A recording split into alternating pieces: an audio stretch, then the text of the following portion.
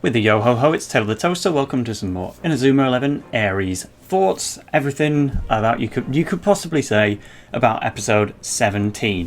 This is the second half of the match against Alpine Jr High, and to kind of recap on what's happened so far. Alpine, if you've seen my team's tier list, they are my favourite team from the first 6 seasons of Inazuma 11. Yeah, I mean, they definitely are. Like, OG Alpine is it's just the best. They're so pure, so happy. I love the dynamic they've got going on. I was very, very excited to see them in Aries. What have we had so far? It's not been amazing, I've got to admit. Like, we've had Shawn Froste, the main guy who makes the team, but he's been a forward rather than a defender, and he's been quite confident about it, so that's been a bit strange. We've got the brand new Aiden Froste, who's meant to really change the dynamic, but he's been okay, but I haven't really liked his moves very much.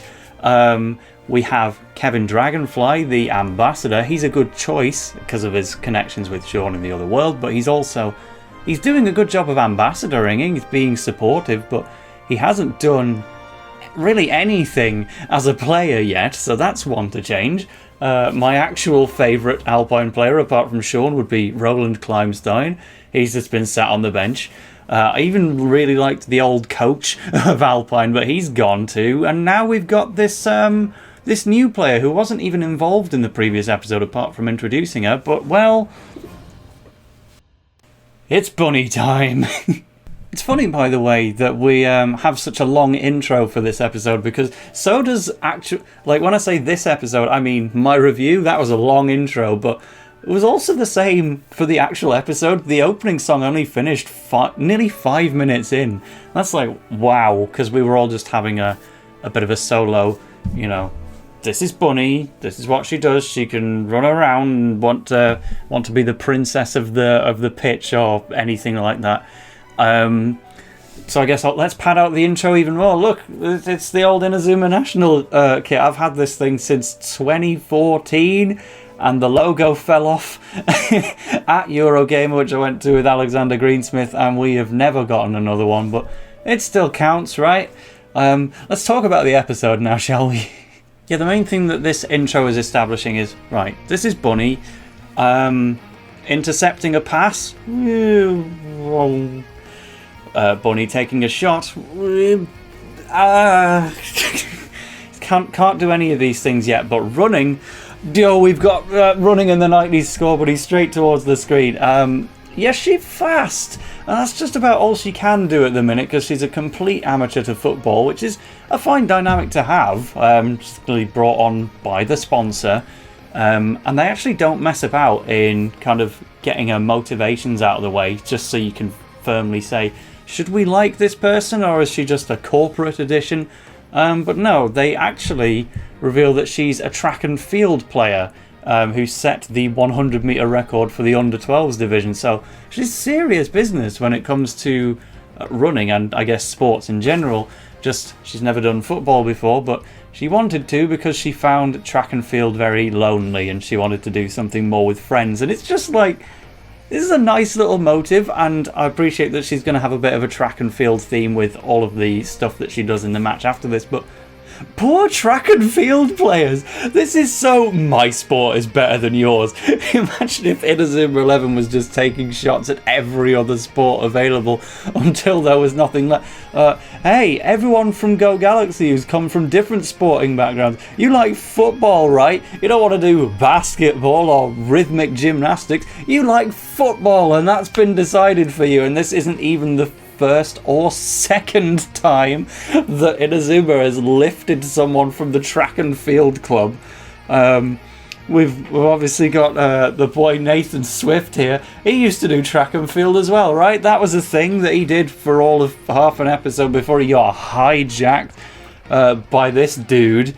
But then there's even Falco as well, and it's just like, why can't people just be a runner in this universe? It's quite funny, but Bunny's happy, so good for her, I guess. Nice little touch that I want to call attention to, which I really shouldn't, is the fact that it was, when we found out about Bunny's record in the 100-metre dash thingy, it was such another nice attention to detail with the English dubbing, because they found out by Aurelia just looking at it on an iPad screen. Hey up, we can see double camera setup. Yes, we can. I do film these on my phone, but you can't tell, right? Right? But yeah, like, even the words on the iPad screen have been dubbed in this show, and then all the stuff on the 11 bands as well. It's a point I've made before, but I keep bringing it up because the amount of loving detail that went into this dub it's so pure. Just really, really appreciate that. The flashback itself was maybe a little bit too inspiring for Bunny, because she's gone from not even being able to intercept a pass or take a shot without just falling over in the process. She's now got a special move. It's a shot, like, just a bit of a get into track and field position. How do we do this, Score Bunny? Yeah, this is track and field, right? I don't know. And then just sprints towards the ball, kicks it and goes, rabbit run, boosh. And then it looks really nice because it's a track and field callback, and it's also got just really cute, fun rabbit graphics surrounding the shot. But it's like, it breaks past Splash Guard, and I know it's not the best move of Sandra's, clearly, but should we really be losing to moves that Bunny, in theory, shouldn't even be capable of pulling off in the first place? This is kind of rapid development now. What's going on here? But I'm afraid it's actually going to get a bit worse. Like, again, I really want to be positive about this Alpine match, and I am being wherever I can be, but Bunny going from not being able to play to now scoring a goal on Sandra with a special move to now cooperating with Shawn and Aiden on a 3-person shot. Aiden's supposed to be one of the most untrusting people around. He likes his brother Shawn, but then that's about it. But suddenly, this girl who's never even played before, it was her idea. Let's do the thing in my Western country accent that they gave me. And yeah, they bust out this new special move called Triple Blizzard. It's apparently an override of Cold Front and Rabbit Run. Again, how would you be able to tell this unless you were told or looked at it on the wiki? I'm glad I was alerted of that one. But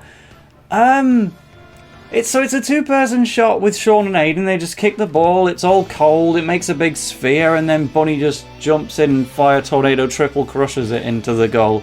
And it does score, obviously. But so it was her idea. Why would Aiden agree to do a collab shoot with this person that he's barely even communicated with at this point? They can't have practiced it at all. Like, this is going a bit fast for me. We're still in the first half of the episode as well. She's gone from useless to, like, pulling off genuine 3-person overrides to make a better version of Cold Front. The name of Triple Blizzard, I think, is a bit confusing as well, because it's like, you've got Eternal Blizzard, that's the single one, which we're also not going to see in Aries, by the way. It's just not here. Sorry. And then the middle one is Cold Front, which seems like a jump in the name, but then it's also called White Double Impact in Japanese, so even there it's not the same as Eternal Blizzard or Triple Blizzard. And then again, Triple Blizzard is the same in all regions. So, if you were meant to help us clock on that it was an override thingy, you either keep the names consistent or you at least involve a bit more Bunny in it, because it's very much just, Triple Blizzard, that's Shawn and Aiden's thing. Bunny just happens to be joining in with it. But yeah, the fact that she calls the shot, I guess it counts as her move by that logic. And I just don't know how they were able to have pulled this one off out of nowhere. I want to like it because Eternal Blizzard is one of my favourite moves ever, and Cold Front's really cool as well. But I guess this one wasn't really for me, just circumstances, if anything. So it's 4-2 now, and you would think it's kind of Raimon's turn to, do something, but no, we're actually still piling on the Alpine emphasis at this point. If I was in the crowd, that I'd be getting set for an Alpine victory at this point, but, also if you're in the crowd, you're probably going to be involved in this next thing that's going to happen. So what's building up is, right, we've got Bunny in the centre here. Let's make sure, centre frame, there we go. It's running along, swapping directions from time to time. Look at this. It's just wailing its feet about in the air. Oh dear, this looks like I'm just mistreating the poor thing, but I mean, I guess that's not unfamiliar for this push in this series, but just running around, and then it's got Shawn and Aiden on either side. But character bunny, not plush bunny, and then like Kevin and the others are backing it up. And it feels like a special tactic, but it's never getting named as one at any point. Even like Heath Moore in the crowd is picking up on this. But yeah, it's never addressed as a special tactic, and it's not going to be. Because as it turns out, it's proper Who Wants to Be a Millionaire cheating scandal level of what on earth. So what's going down here is that Alpine's coach, which is also Bunny's dad, again, pay your respects to the OG Alpine coach, who's just such a cold vibe. But yeah, so he's giving signs from the bench like this, and then tens and hundreds of bunny stands in the audience are paying attention, and they're using these signs to go left, right, left, and it's like, first of all, this is cheating.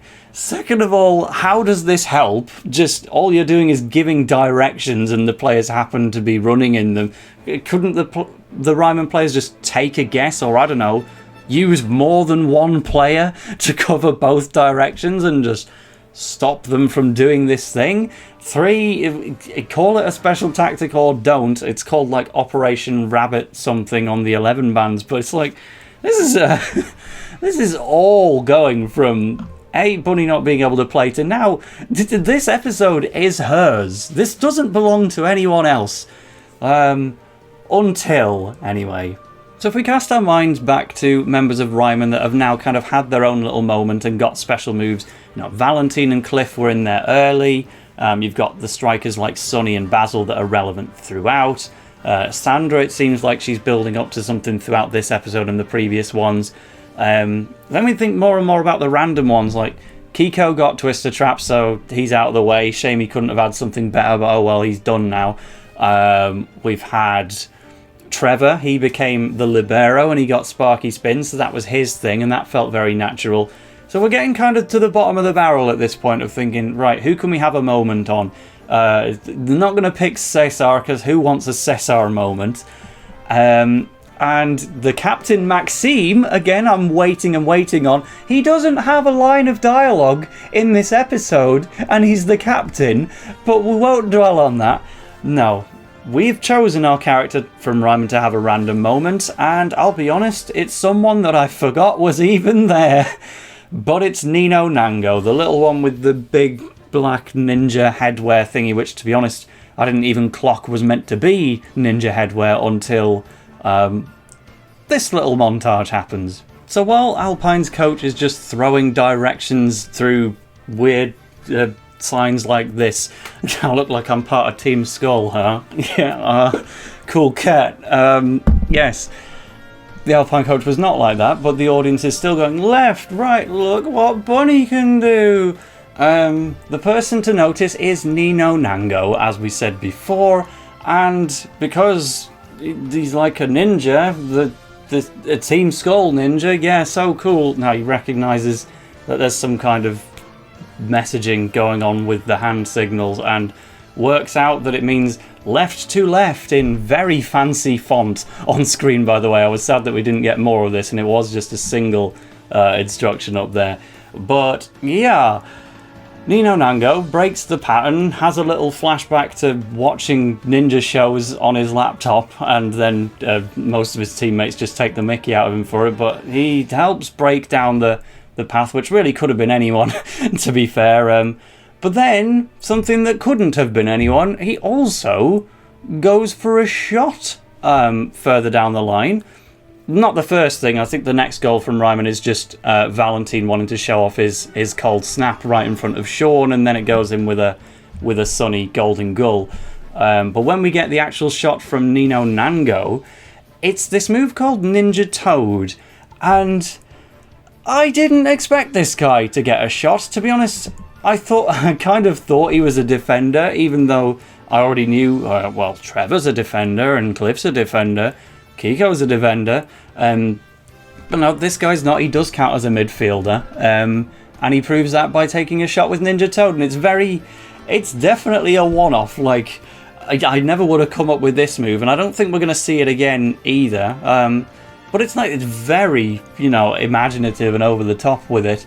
But it scores against the Alpine goalkeeper because at this point, the Alpine goalkeeper hasn't even used a special move. And the score is now 4-4 between Raimon and Alpine, so, at least Sandra is going for Splash Guard and failing. This guy on Alpine hasn't done a thing. Like, yeah, this Ninja Toad thing, it looks really cool. You could have also just taken a regular shot, though, because this guy's just not going to stand in your way. Right, so it's 4-4 now. Alpine and its coach have stopped doing the whole hand signals to tell the crowd to do certain things now because, well, A, it got figured out, and B, I don't think it would have been that effective anyway. Especially because Bunny didn't even know she was participating in it. She was just doing what the crowd said or just picking directions that she felt like she wanted to. Just unawares. I guess her dad's just that smart that he knew exactly which direction his daughter would pick on the football pitch. But yeah, everyone else knew. She didn't, apparently, so pay more attention, I guess, Score Bunny. But yeah, so we're all done with that, and now it's kind of everyone's turn to have that little last attempt at a shot in the closing stages of the match. So Alpine first then. They're going for another Triple Blizzard. It's the same as before. But it should be good enough, right? Because it got through Splash Guard. Well, it didn't actually, it just went straight in directly. But it probably would, given that Cold Front was already enough. That's a point. They really didn't need Triple Blizzard, did they? Except they did, because Sandra is now finally attempting her new move. She's been working on this in the background and has been able to kind of try it the whole time. I guess she didn't want to mess up a brand new move on the big stage, but well, she gets it right the first time because Aiden gives this whole corny, "This is our Triple Blizzard, it's gonna swallow you," and she's like, "Swallow me?" And somehow that's what initiates a flashback of nearly drowning in the sea with her mum, and it's like, well, and then going into the training facility. Apparently she's been trying to learn this special move by actually swimming through water. Basically a water polo Isatsu technique. So you can't do track and field if you're in Inazuma. You can do football, but water polo, though, the best Olympic sport.